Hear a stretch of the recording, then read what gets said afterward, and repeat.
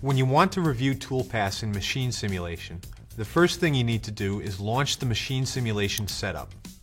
In the setup dialog, I'll make sure that the selected machine matches the machine I need to simulate. Next, I need to position the workpiece geometry in relation to the machine. I could also leave this set to automatic, and machine simulation will try to align my geometry on its own. I'll pick my fixture from the level that it's on in my part file. Looking at the setup in my toolpath and simulation, everything looks good. There is one thing I would like to change, and it has to do with this base plate for my fixturing. All the models for machine simulation are inside of your shared MasterCAM folder under Machine Simulation, MockSim, and then there's a folder for each individual machine. Machine models are made up of a series of STL files that represent the individual components of the machine.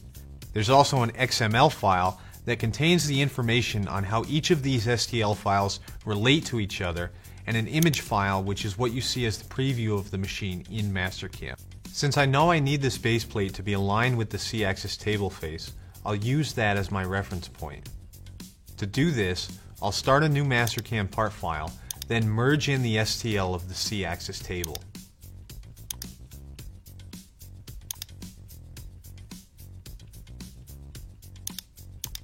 When the STL is merged, you can see that it's positioned below the WCS origin.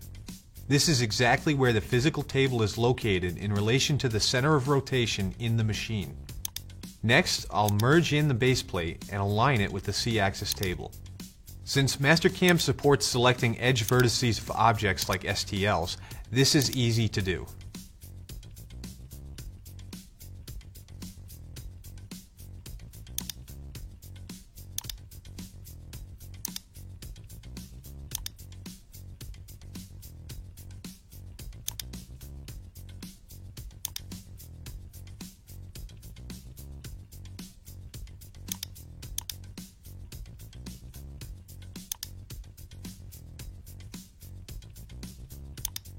Once I'm happy with how the base plate's positioned, I'll use Save Sum to save the base plate out as an STL.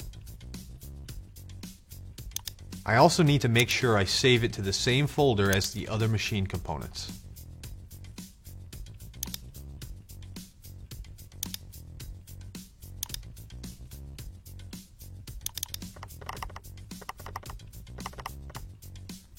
Now I can relaunch simulation, load my machine, and add my new component. Since the base plate will sit on the C-axis table, I'll locate the C-axis in the machine components tree and right-click to add the base plate as a child component. Now I can save the machine configuration, and every time I launch machine simulation, the base plate will automatically be included.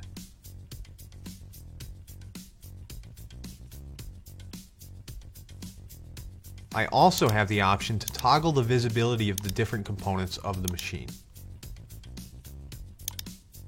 If we want to permanently change this setting for a single component, I can do that in the machine component tree. I can also reassign colors, reflectivity, transparency, and configure other items like telling simulation what portions of the model are windows. In this case, I'll set the door edges to transparent to allow better visibility of the workpiece even when the machine housing is displayed.